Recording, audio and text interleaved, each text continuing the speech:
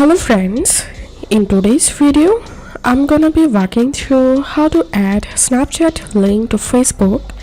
So first of all, launch your Snapchat application and tap on your profile to the top left corner and tap on settings to the right hand corner. Tap on username and all you have to need, just copy your username from here and open your Facebook profile and scroll down and tap on edit public details.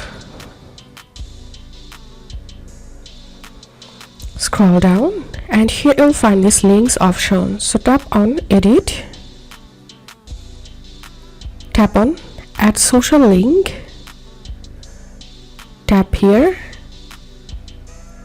and select Snapchat and enter here your account username and tap on add social link,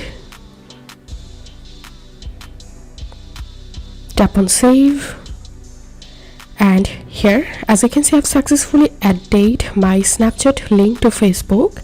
If this video helped you, give a thumbs up and please consider subscribe to how to do it. Thank you for watching.